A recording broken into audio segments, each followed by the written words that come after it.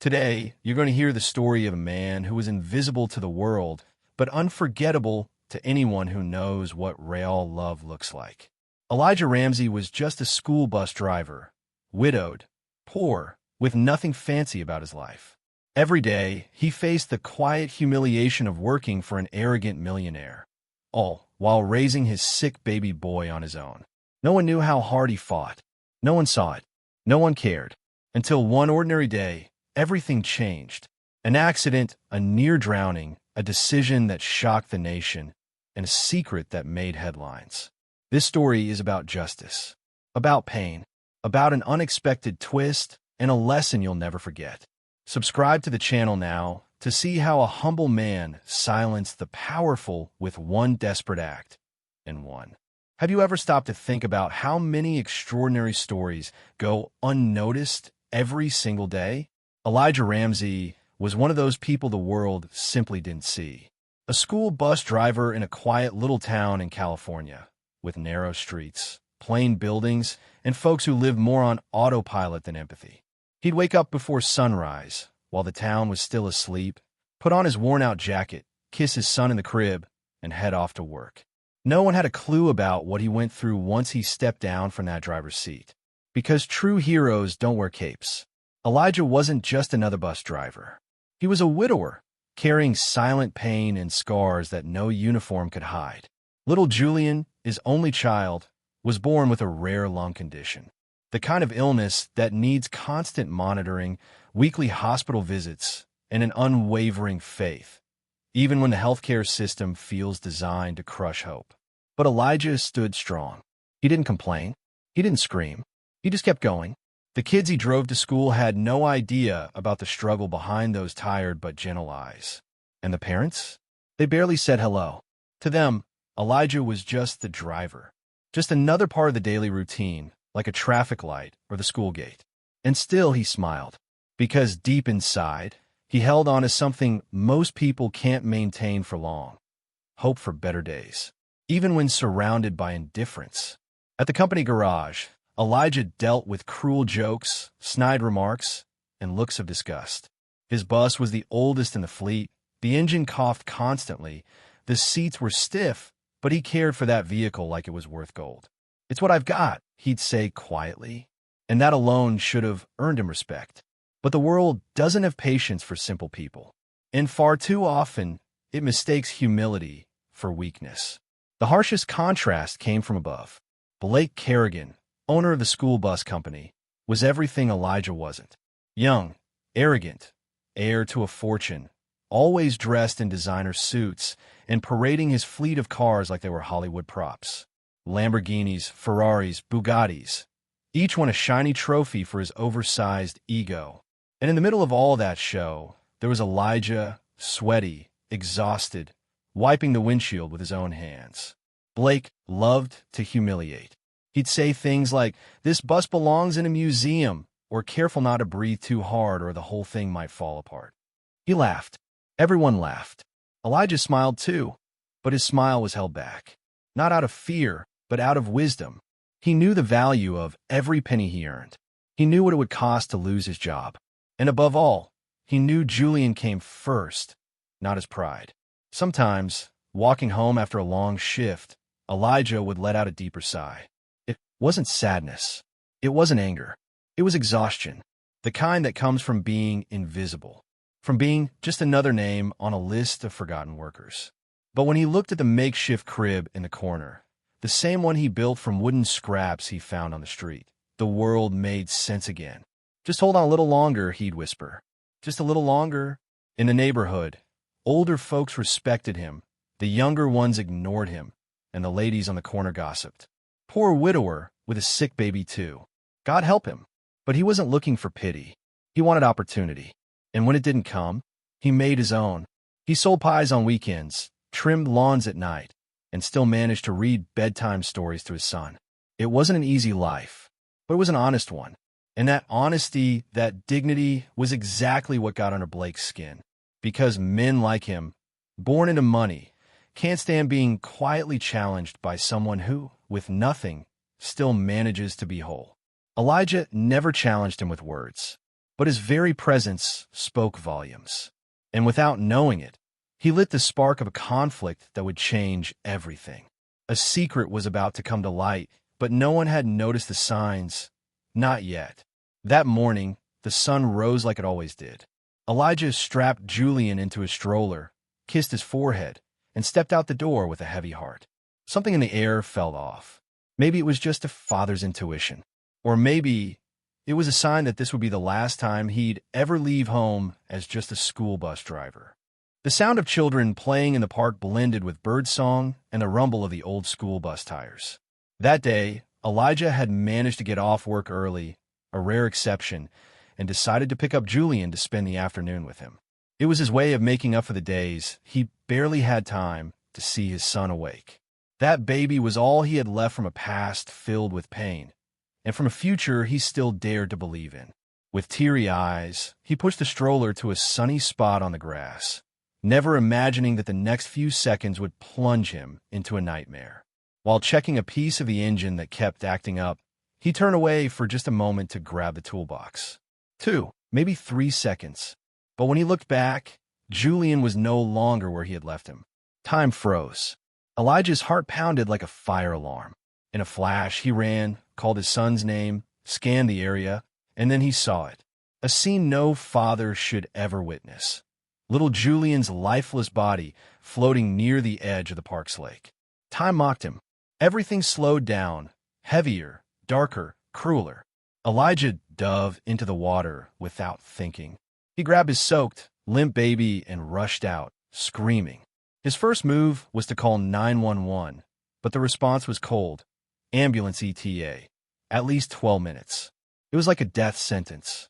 Panic took over, his thoughts blurred, eyes darting in every direction for something.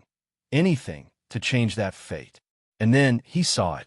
Across the street, parked like a monument to indifference, was Blake Kerrigan's purple Lamborghini, gleaming, massive, with the keys still in the ignition. The irony screamed at him. The most expensive car in town, sitting just feet away from saving a poor child's life. Elijah looked at his son, now turning purple, looked at the car, looked up at the sky, and did the unthinkable. He grabbed a brick from the flower bed, smashed the side window, unlocked the door, and placed Julian gently on the white leather seat, ignoring the rules, the stairs, the consequences.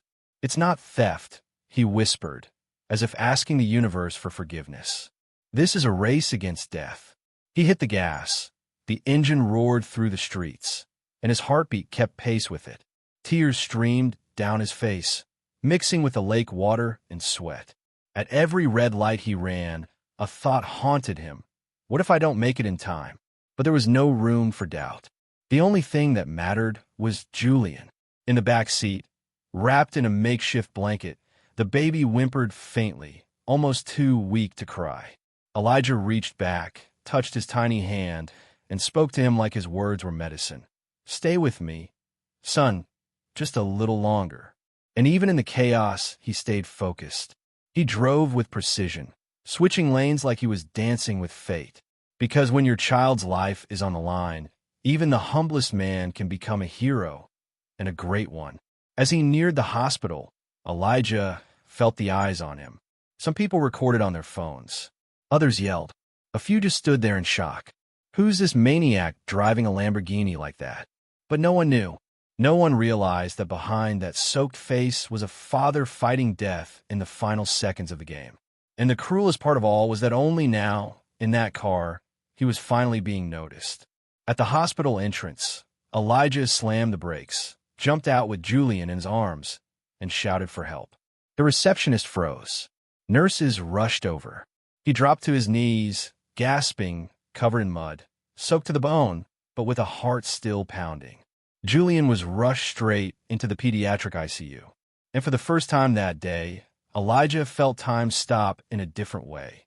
Now, it was the waiting that tortured him.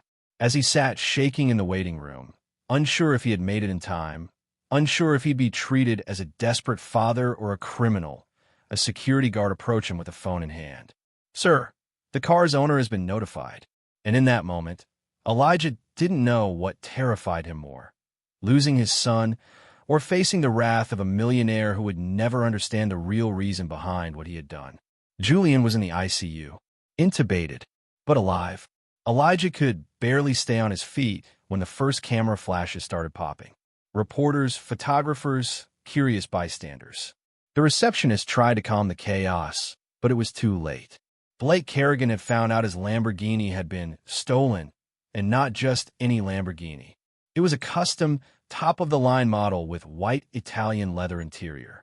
And for a man like Blake, nothing stung more than the idea of looking vulnerable. Or worse, being disrespected by someone he saw as beneath him. The police arrived within minutes. Blake insisted on coming to the hospital himself. He walked in wearing sunglasses, a designer blazer, and a look of pure disgust. "Where's the criminal?" he asked loudly, like he was holding court. Elijah, sitting quietly in the hallway, slowly stood up. His wet clothes still dripped. His body trembled, not from panic anymore, but from exhaustion. "The baby, he's my son," he tried to explain. But Blake cut him off, yelling, "You're a thief." A hospital security guard tried to step in, but the officers were already moving. "Mr. Elijah Ramsey, you're under arrest for grand theft auto." The words hit like knives. In front of patients, nurses, and with his son fighting for his life, just feet away, Elijah was handcuffed. "Please, my son. He almost died," he whispered. But no one listened. What mattered there wasn't the heart of a father. It was the price tag of a luxury car. And the image of a poor black man on his knees in a hospital was all the media needed to turn it into a spectacle. The footage spread like wildfire. In under an hour, it was all over group chats, tabloid headlines, and clickbait news sites. "Poor bus driver steals Lamborghini and storms hospital." The word "steals" was everywhere. But the word "son," that one was left out. Because for the algorithm, humiliation sells better than truth. And without even knowing what had really happened, the world judged a man who had only tried to save the one person he loved most. Meanwhile, Julian was breathing through machines. And Elijah, locked inside the back of a police van, kept asking, "Is he okay? Please, someone tell me if he's okay." But no one answered, because when you're poor, your questions rarely matter. Blake, on the other hand, stood outside giving interviews. "Justice must be served. Today it was my car. Tomorrow it could be someone's house. These thugs have no limits." And the reporter just nodded along. No follow-up, no questions, no doubt. In the holding cell at the station, Elijah sat on the cold floor, leaning against the wall. Someone offered him a cup of water. He refused. "I need my son," he whispered. The officers laughed, cracking jokes about the wannabe Vin Diesel. But behind the mockery was something deeper. The discomfort of seeing someone invisible become the center of attention. And that, deep down, was a secret most wouldn't admit, but everyone felt. At the school where Elijah worked, the gossip turned cruel. I always knew there was something off about him. Poor people are all the same. He just needed an excuse to take what wasn't his. No one asked what had actually happened. The lack of information was filled with prejudice. Old, deep-rooted, carefully disguised as opinion. And in that moment, it became the perfect excuse to destroy the reputation of a man who had acted out of nothing but love. Blake, riding the media spotlight, announced he would sue Elijah for emotional, material, and psychological damages. "My daughter was traumatized when she saw the car was broken," he said, holding the girl like a trophy of innocence. The irony was glaring. And meanwhile, the baby who nearly died wasn't even mentioned.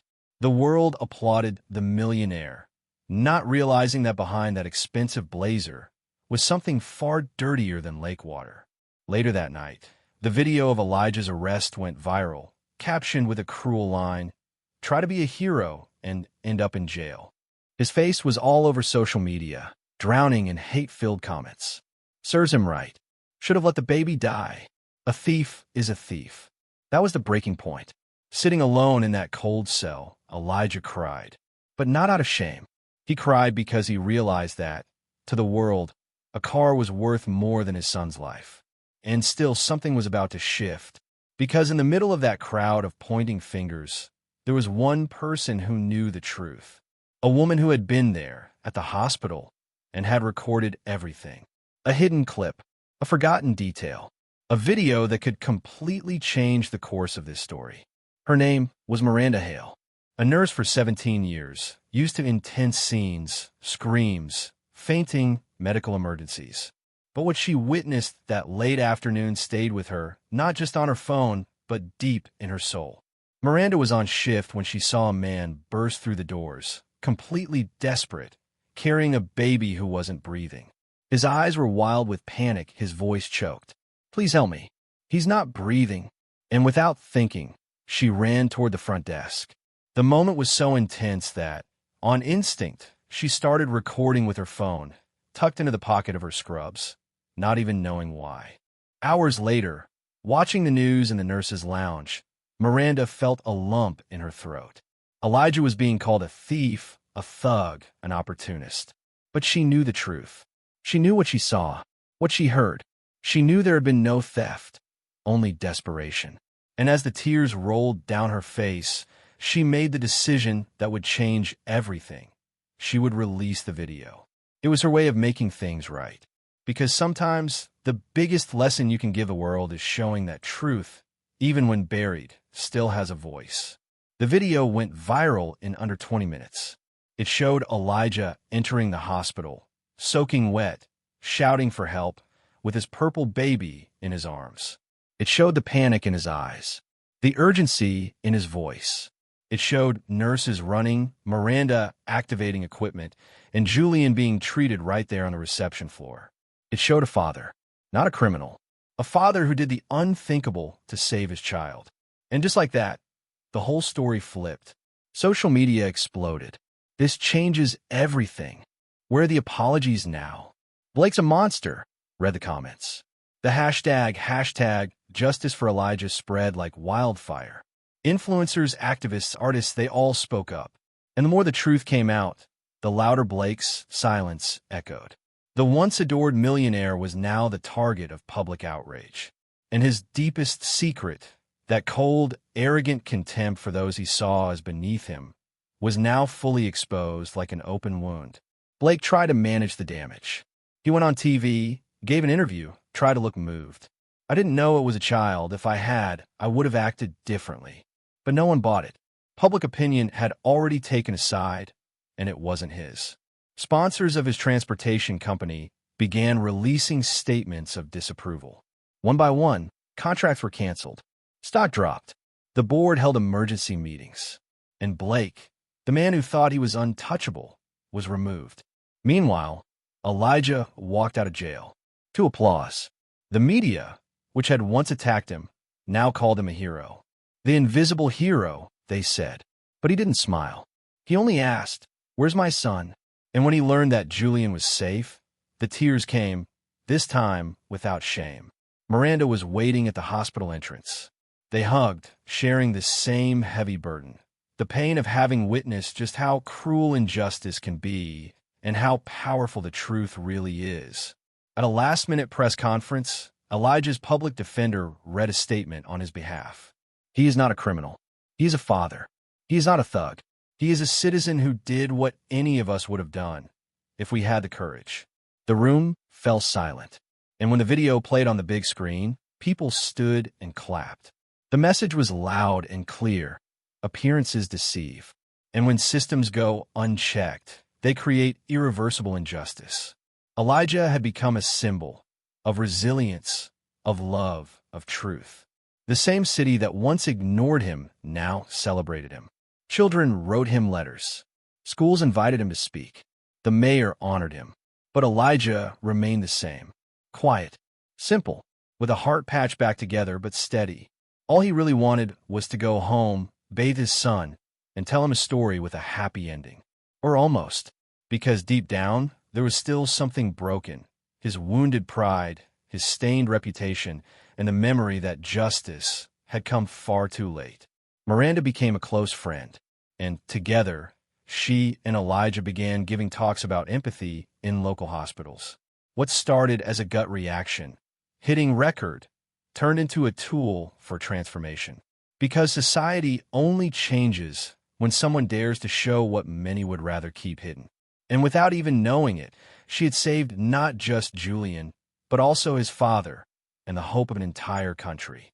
Even with the world now recognizing his courage, Elijah knew there was still a long road ahead. Because when you go from villain to hero overnight, the biggest challenge isn't fame, it's healing the invisible wounds no one sees. And those, only time would be able to mend.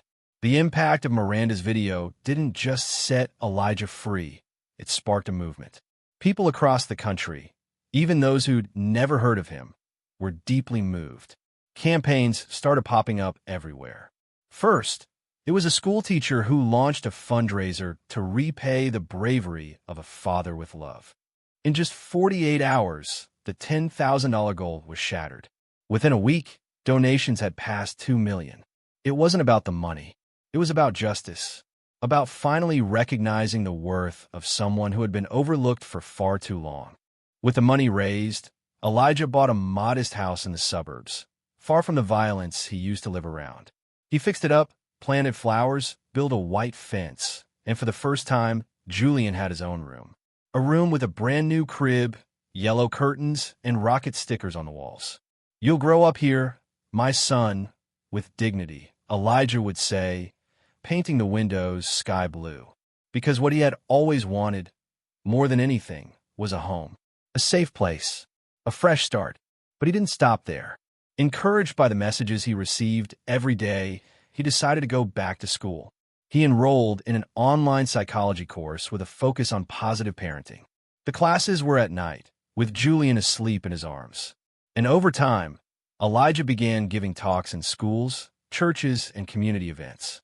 He spoke about empathy, about inequality, about how the world judges fast and listens slowly. People don't need superheroes, he'd say. They need regular folks with the guts to do the right thing when no one's watching. Julian grew up strong, healthy, and full of light. When people asked what his dad did for a living, he answered without hesitation. "He flew in a rich man's car to save my life." People laughed, thinking it was a kid's exaggeration. But those who knew the real story knew it was nothing but the truth. A truth that was once dismissed and now, finally, celebrated. The city's mayor, touched by everything that had happened, declared a special day. March 17th, the day Julian was saved, would officially be known as Invisible Hero Day. Schools made murals. Children drew Elijah wearing a cape, driving a Lamborghini into the sky. And that same day, he was honored with a simple statue in the town square. Not made of gold or bronze, but of wood, just like the makeshift crib he once built for Julian during the hard times. A tribute that said, "You made it, even when no one believed in you." Meanwhile, Blake Kerrigan vanished from the headlines. Removed from the board, facing legal charges for abuse of power, abandoned by sponsors, he became a symbol of everything money can't buy.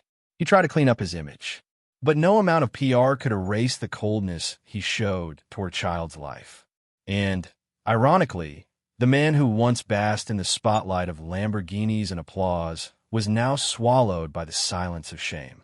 A harsh lesson, but a necessary one. In the community, Elijah became a role model. People who once ignored him now greeted him with respect. Children asked for his autograph. Journalists lined up for interviews. But he stayed the same, humble, quiet, grounded. "I just did what any father would do," he'd say. And maybe that's the real beauty of it all. The humility that survived the storm. The faith that held on, even when everything seemed lost. And the love that outran prejudice. Today, Elijah and Julian live in peace. They grow a small garden, adopted a dog, and every Sunday, they walk through the same park where it all happened. There's no bitterness in Elijah's eyes, only gratitude, because in the end, he didn't win alone. He won with the help of all those who, even unknowingly, chose to believe. To believe that the unseen deserve to be seen, that the humble have value, and that sometimes justice does arrive, even if late. And if you made it this far, it means this story touched you in some way. So go ahead and leave a like, subscribe to the channel, and comment below with the name of your city. Who knows? Maybe your town also has an invisible hero just waiting for a chance to be seen. Subscribe to the channel